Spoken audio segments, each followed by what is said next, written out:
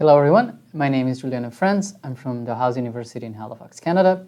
And today I'm here to talk about a work called Ride With Me, Exploring Group Road Cycling Through Contextual Design. So literature tells us that sports contributes to healthier physical and social lives. Furthermore, group sports such as hockey, group road cycling, and soccer can promote socialization as it brings people together with a common interest. With the popularization of cheaper sensors and sport gadgets like running watches, teams and athletes are collecting a large amount of data while they're exercising. And this is not limited to professional sports, as individuals in the enthusiast and recreational realms are collecting statistics of their own activities to track, maintain, and even improve their performance. Furthermore, that information is usually uploaded to social media websites that are focused on sports, such as Strava, for analysis and also to sharing with their peers. We observed an increase in sports-related research in the SIGCHI community. However, there seems to be a focus on pre- and post-hoc analysis of sport data. However, there are some in the wild work that focus, but they focus on individual athletes rather than a group of athletes working together. So for motivations, we know that cyclists collect a lot of information while they're riding, either through body-worn sensors or bicycle-worn sensors. Different than, for example, soccer, that information is available to the athletes while they're doing exercise through small displays called by computers.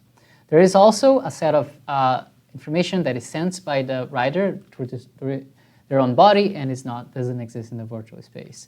And lastly, we know that riders will share that information to social media websites such as Strava.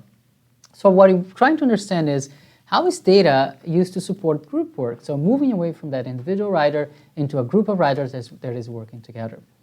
So our goal for a study was to explore this in context, so explore their attritions, communications, and behavior patterns while they are doing work through contextual design. However, contextual inquiries during the COVID-19 pandemic was something that is kind of hard to do, especially because social gatherings and group sports were canceled during the time frame of this study.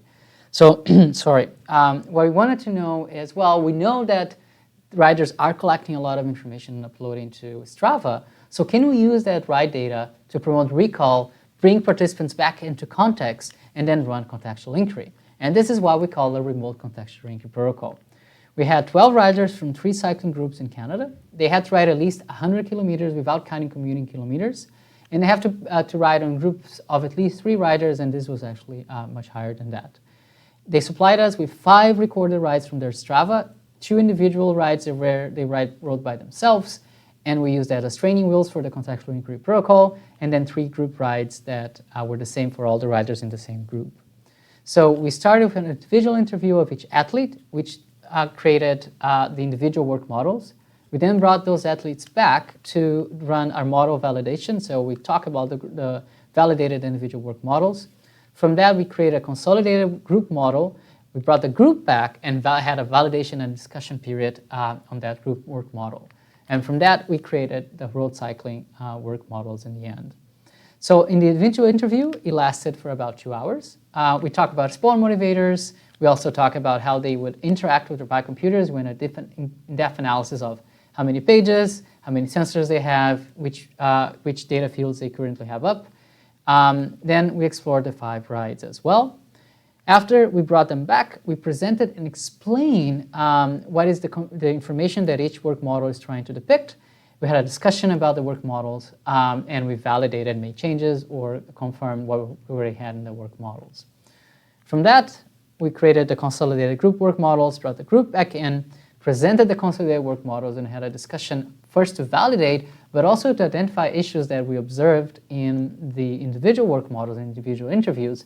For example, when we had a rider saying that on this particular scenario, I was doing fine, I was leading a group, everyone else was doing fine, and then another rider actually mentioned something completely different, thus exposing, for example, communication issues. The consolidated work models for group cycling are available in the ACM digital library together with the paper, and we encourage everyone to take a look at them. So to talk a little bit about our findings, we will refer to the paper a lot because there's not enough time here to talk about our findings, but we split them into 6 sections. Roles and responsibilities of each individual rider, external influences when they're riding, but also why they ride, their bike computer, how they interact with the bike computer, between rider communication, the work environment, which is the real world and how it affects the group safety, and then finally pacing and coordination. So regarding the roles, we identified 3 roles: the leading role, the middle of the pack, and then the wheel. We also saw that these roles are actually fluid. So riders will, throughout a group ride, experience each individual role multiple times throughout the ride. What they're going to be doing is they're going to be rotating whoever is leading from time to time to actually manage effort. We also saw that there is a higher cognitive load and mental strain in the leader position, because that person is not only responsible for pacing the group accordingly, but also for the group safety, avoiding to hitting potholes or going into a ditch, for example. Their bicomputer is their primary source of information. It consists of a small screen, and because of that, they need to have multiple pages in order to show all the information they need. However, the bicomputer only shows one's individual information, and there's no sharing of information through it. Riders also told us that, especially in group rides, interacting with the bicomputer can be hazardous because they're close to each other, and in order to interact with a bicomputer, they have to take their eyes away from the road and sometimes their hands away from the handlebar. Regarding communication, there are 2 primary communication strategies. One is using hand gestures, and that flows from the front to the back, and the other is use verbal utterances going from the back to the front. However, it is common for information to be dropped from time to time, and a gesture not propagating all the way to the end, or people not hearing the verbal communication. Their gesture lexicon is mostly consistent throughout the groups, except for the stop gesture which had small variations. Interesting enough, exertion information is not shared using any of these 2 communication strategies, and sometimes it makes the leader have to guess the current effort, current exertion states of each individual rider. So talking about pacing, the goal is to ride together because that allows them to move faster or longer depending on the riding they're trying to do. So they use these rotation strategies of moving the leader, and there are multiple strategies we discussed in the paper, to take someone that is tired on the front, move it to the back so that that person go into active recovery, and they're going to be doing this multiple times throughout their rides. However, there is no digital support on how to pace the group.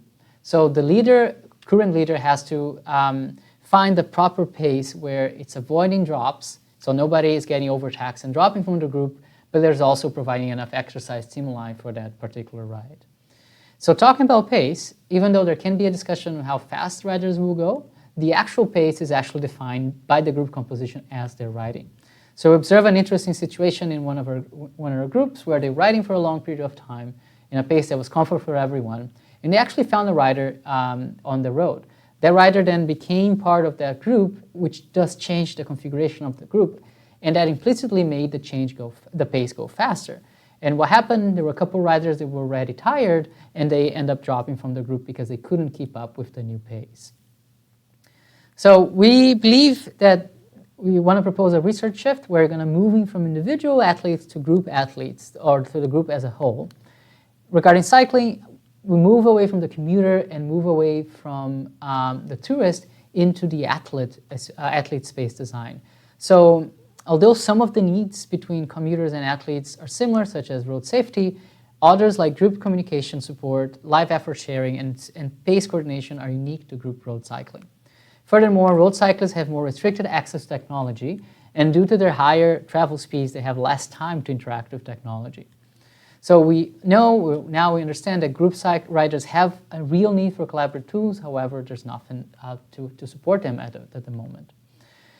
Also, managing group effort or the group battery is paramount to the success of a ride, and this is a good starting point for future design opportunities.